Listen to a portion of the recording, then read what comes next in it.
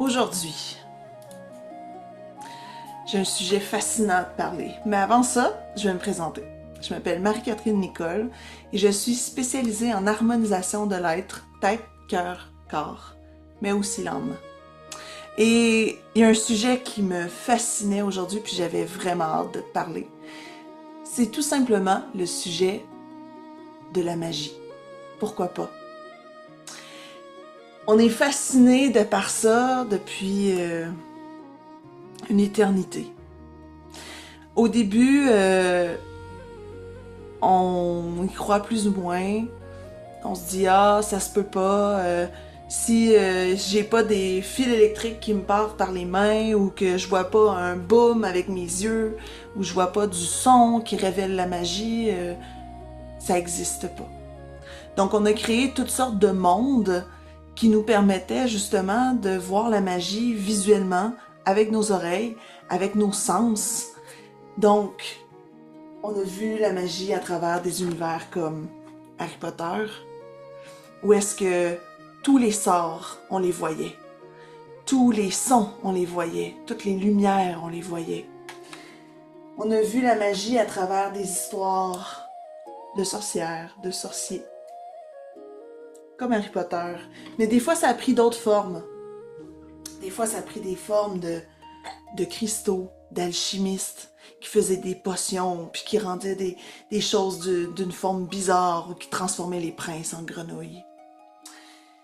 Pour d'autres, la magie a pris le sens de la religion, où est-ce que un simple objet que le Christ avait touché pouvait faire des miracles, de la magie. Et comme on est bientôt dans la période des fêtes, pour beaucoup, la magie a pris cette forme-là. Un univers où est-ce que les animaux peuvent parler, où est-ce que les traîneaux peuvent voler, où est-ce que la joie est toujours là. Et c'est fascinant à quel point, même si les adultes refusent d'y croire, puis dire que non, non, ça n'existe pas, c'est quand même la première chose qu'on enseigne aux enfants. La première chose qu'on enseigne aux enfants, c'est de croire. De croire en les petites choses que nous, on croyait avant. Au Père Noël, à la Fée des Dents, aux monstres de l'Halloween. Que si on fait un vœu avec une étoile, on va être exaucé. De croire que si on souffle les chandelles durant notre anniversaire, on va être exaucé. Pourquoi tous ces rituels-là sont cherchés si on ne croyait plus en la magie? Pourquoi on est resté accroché à cette magie-là, malgré le fait que on y croyait peut-être plus? Ou en fait, on essayait de faire croire aux gens qu'on y croyait plus, hein? Mais beaucoup d'adultes, quand ils retrouvent les enfants, quand ils ont eux-mêmes un enfant ou quand ils deviennent grands-parents puis ils retrouvent la naïveté d'un enfant, veulent y croire et font tout pour le revivre à travers cet enfant-là. Ils vont payer des voyages à Disney World où est-ce que c'est le paradis de l'imaginaire, de la magie. Et il y a quelque chose à l'intérieur d'eux, peu importe l'âge, qui dit « Non, je sais que ça existe. » Mais on a tellement peur de se faire juger. On a tellement peur de se faire dire « Non, ça existe pas, lâche ça, c'est juste pas important. Tu te fais des illusions, puis c'est pas de même que ça marche la vie, c'est difficile, puis il faut que tu travailles pour réussir, puis la magie, ça résout rien. » Ouais. Puis, pour certaines personnes, c'est vrai que ça fonctionne comme ça. Ouais. Puis moi-même, je l'ai vécu dans ma vie. Depuis déjà quelques années, j'ai vécu le fait de travailler dur pour y arriver. Le fait de devoir faire des efforts, puis que ça se mérite quelque chose que tu as à la fin. Puis finalement, on en ressort-tu vraiment plus heureux? Faut croire que non, parce qu'à chaque Noël, la planète entière vire absolument fou parce qu'ils recherchent cette magie-là à tout prix. Ils sont prêts à dépenser des millions pour essayer de faire plaisir puis revoir dans la pupille de l'œil de leur être cher de la joie puis de la magie. Pourquoi on a ce désir-là enraciné dans nos cellules de vouloir vivre la magie? C'est-tu si extraordinaire que ça? C'est ce qu'on essaie de nous le faire croire. Que ça prenait des objets très précis et difficiles à avoir pour avoir de la magie. Ça prenait une confiance à toute épreuve.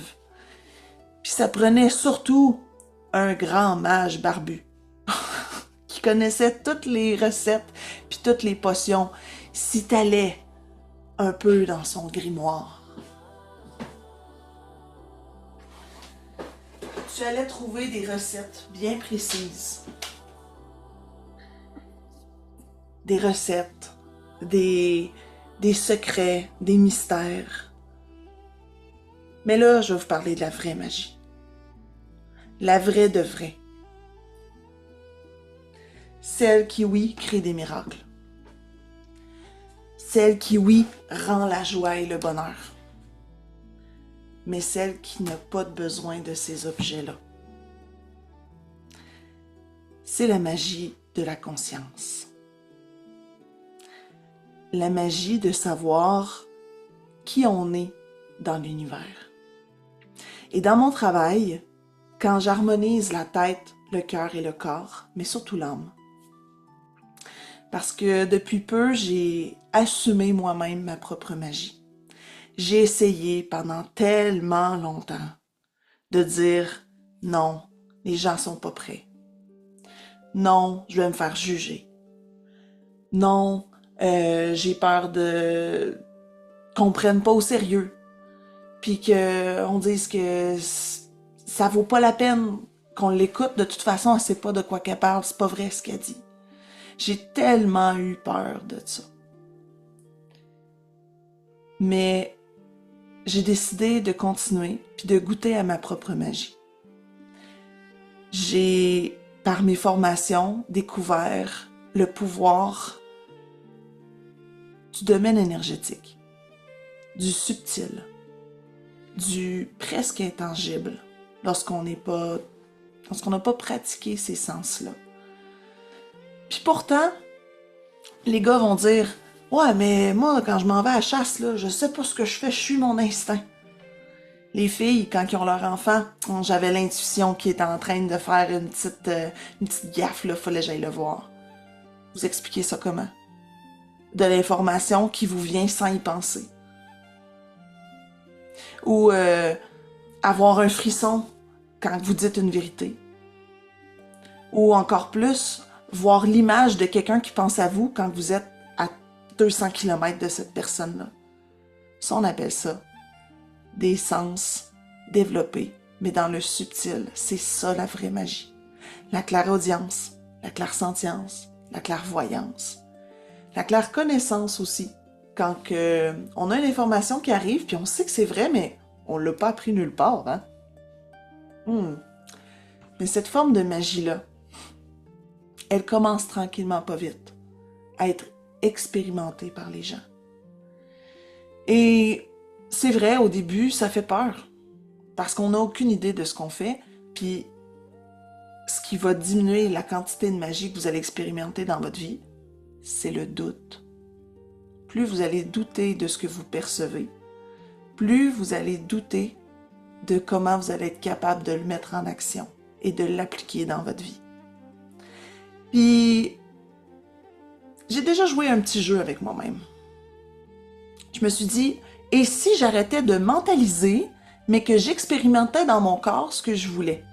Des preuves, ça fait tout le temps la job. Fait que je me suis mis à expérimenter les techniques que j'avais apprises avec mon mentor, Alexandre Nadeau. J'ai été certifiée de sa méthode restructuration systémique intégrale. Un gros mot qui veut juste dire de transformer en utilisant tous les trucs. la tête, le corps, le cœur, l'énergie, l'âme, puis tout le reste. Et là, je me suis vraiment rendu compte à quel point on pouvait changer. À quel point on pouvait faire de la magie. On pouvait faire des miracles. Quelqu'un qui avait un dégoût profond de son corps, de comment qu'elle se regardait dans le miroir, en 30 minutes de technique, n'avait plus aucune peur, dégoût, colère envers son corps. Je l'ai vu dans des centaines de clients. J'ai vu aussi des mères avoir des traumatismes dû avoir perdu un enfant, être maintenant, oui, nostalgique, oui, avoir toujours un petit sentiment de manque, mais être capable de vivre sereinement et dans la joie. Transcender des souffrances, transcender des peurs irrationnelles. Puis tout ça, c'est juste disponible si on accepte d'utiliser notre propre magie. Si on accepte de voir le monde avec la réelle magie qu'elle a. Et les scientifiques commencent à découvrir un peu justement la magie, mais avec leurs mots à eux. Ils appellent ça de la physique quantique.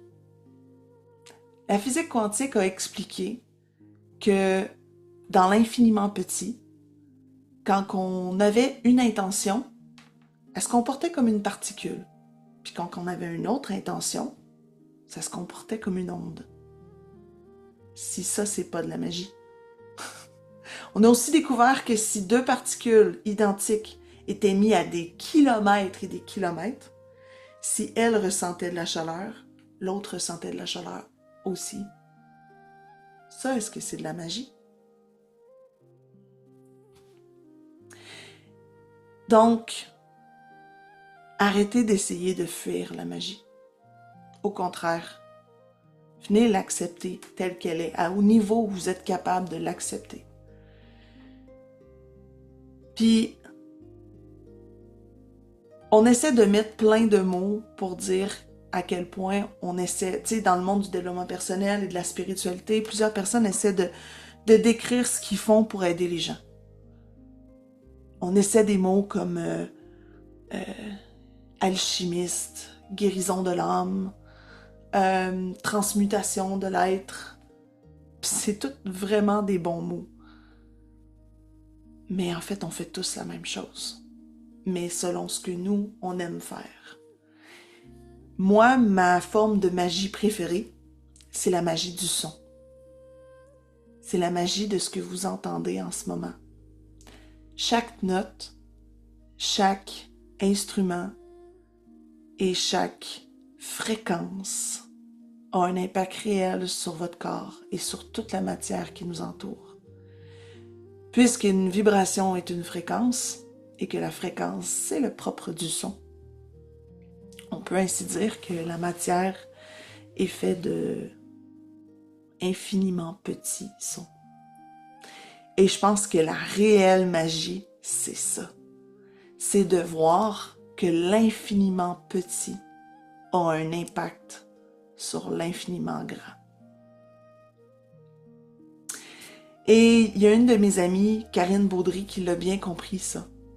À quel point la magie redevenait primordiale dans la vie des gens et on devait la remettre dans la vie des gens. Fait qu'elle, son super pouvoir, c'est de déceler des gens qui ont des super pouvoirs de super-héros. Non, mais oui, en fait. C'est des super pouvoirs, mais juste des compétences, en fait. Parce que ça se travaille, hein? C'est comme n'importe quoi. Et ces gens-là ont un cœur immense, ils ont travaillé sur eux, ils ont fait leur chemin. Et elle les a rapatriés sous le collectif Mes Amis Magiques.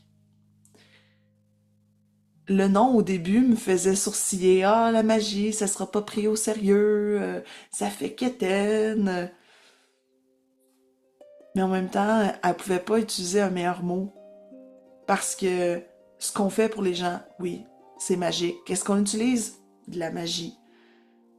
Dans d'autres religions ou dans d'autres cultures, on va utiliser le prana, l'énergie, la conscience divine, l'infiniment grand, la conscience absolue, la source, la vie avec un grand V, Dieu, Allah, Bouddha, Krishna.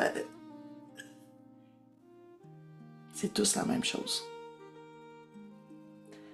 Et je trouve ça quand même bien que même si on n'utilise pas le même mot, l'humain a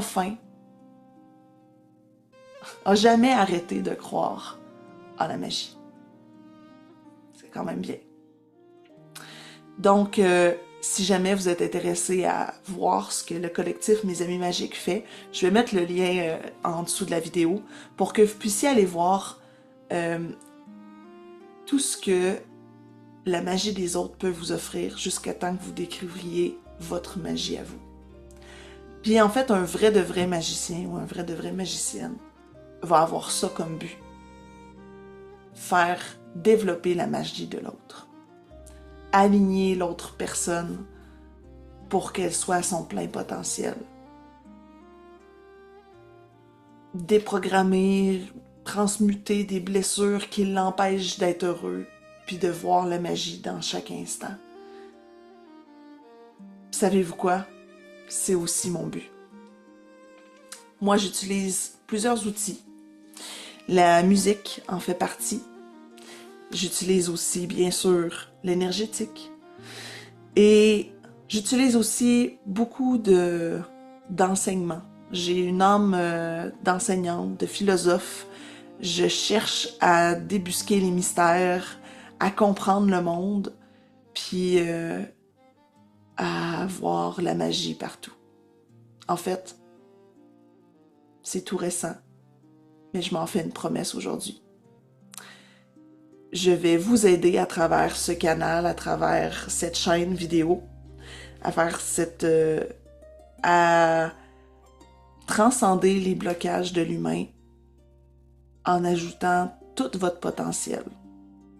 Oui, la tête, oui, le corps, oui, le cœur, l'âme, mais surtout la magie de l'énergétique et de la conscience. Donc, ça m'a fait plaisir. Merci de m'avoir écouté. Et si jamais tu sens que ce message-là a besoin d'être entendu, tu peux le partager, ça va me faire plaisir. Et je te souhaite un magnifique temps des fêtes. Et rappelle-toi que plus tu vois la magie, plus tu la ressens et plus tu la donnes aux autres. Bonne journée.